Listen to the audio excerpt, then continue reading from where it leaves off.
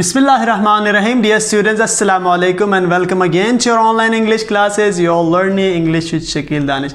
Dear students, online lectures के अंदर हम paragraph translation को discuss कर रहे हैं. Today we are going to start from paragraph number 16 and will end at paragraph number 24. ये आपके बुक के पेज नंबर 141 के ऊपर है ग्रामर की किताब, और हम पेज नंबर 16 से स्टार्ट पैराग्राफ नंबर 16 से हम स्टार्ट करेंगे 19 और 24. ये तीन पैराग्राफ हम आज के लेक्चर के अंदर इसको कवर करने की कोशिश करें. हम जल्दी जल्दी पैराग्राफ ट्रांसलेशन करके आपके ग्रामर की तरफ आएंगे, which is very very important. जो उसकी बुक की रिविजन के साथ साथ हम वो कर लेंगे. Let's start from paragraph number 16. दूध एक मुकम्मल ग़िज़ा है. Milk is a complete diet. ये मीठा और लजीज होता है. It is sweet and delicious. लजीज को डिलीशियस भी कहते हैं, टाउटसम भी कहते हैं. इसका रंग सफ़ेद होता है. Its colour is white. हम ज़्यादातर दूध गाय और भैंस से हासिल करते हैं. Mostly we get milk from buffaloes and cows. Buffalo कहते हैं भैंस को, और खाओ गाय को कहते हैं, तो आपको पता है.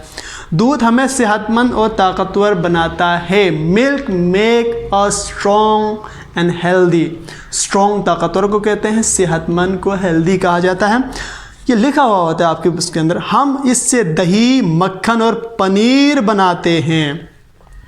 We make curd, butter and cheese out of it. Curd, butter, CURD curd, butter and cheese out of it. दही को योगर्ट भी कहा जाता है. यहाँ पे कर्ड लिखा हुआ है, दोनों सही है. बच्चों और मरीज़ों के लिए दूध बेशकीमत ग़िज़ा है. Milk is a highly valuable diet for children and women.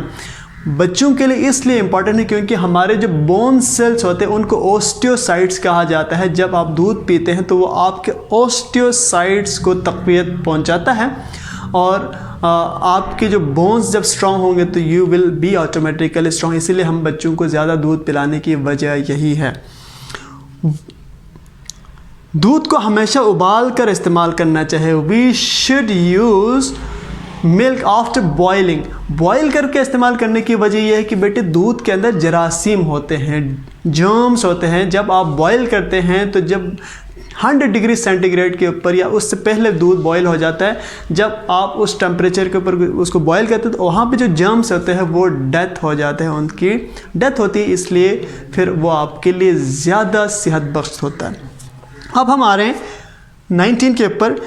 Lahore एक पुराना और तारीख़ी शहर है. Lahore is an old and historical city. तारीख़ी को कहते हैं हिस्टोरिकल. हिस्ट्री तारीख़ को कहते हैं, हिस्टोरिकल तारीख़ को कहते हैं. ये दरियाए रावी के किनारे पर वाक़ी है. दिस इज़ सिचुएटेड या it is situated at the bank of the river Ravi.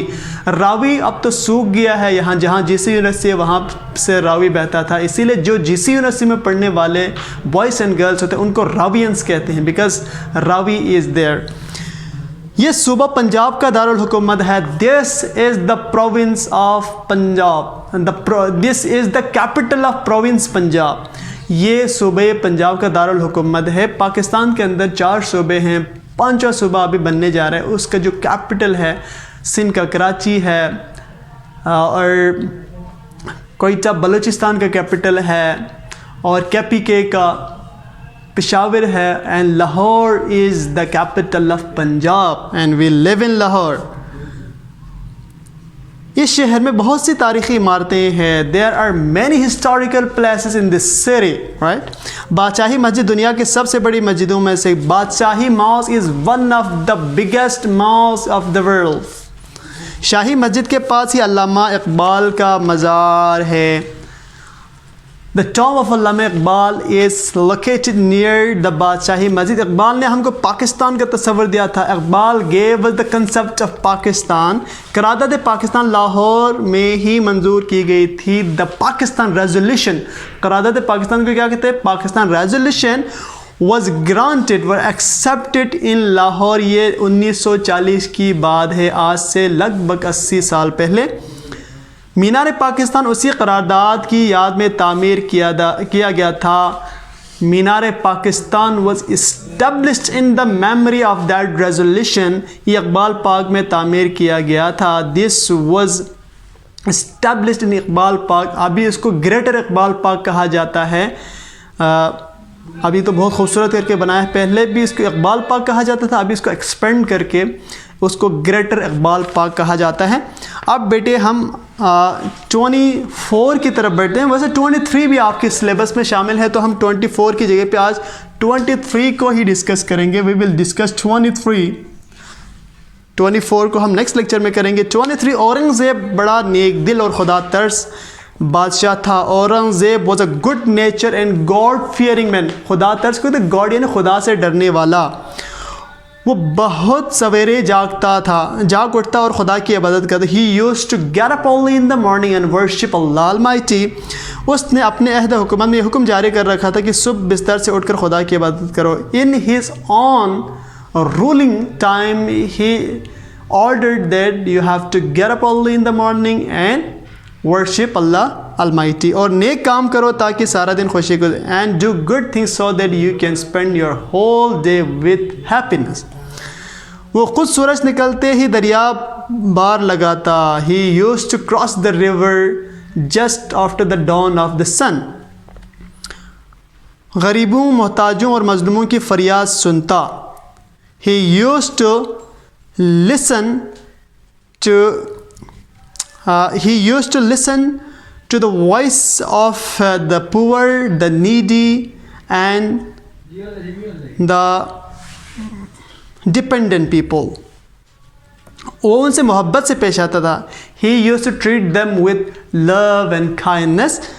निहायत तवज्जो से उनका हाल पूछता और उनकी मुरादें पूरी करता था। He used to listen them very carefully and used to grant their wish। वो उनकी मुरादें। बेटे ये जो औरंगज़ेब के बारे में यहाँ पे जो लिखा हुआ है, this is not true। He was not that much good। इतना अच्छा इंसान ये नहीं था, बहुत सारे लोगों को इसने मारा था। बट जो किताब में लिखा हुआ है हम वही पढ़ते हैं। आज के लिए इतना काफ़ी है। See you in the next lecture. Till then, Allah Hafiz.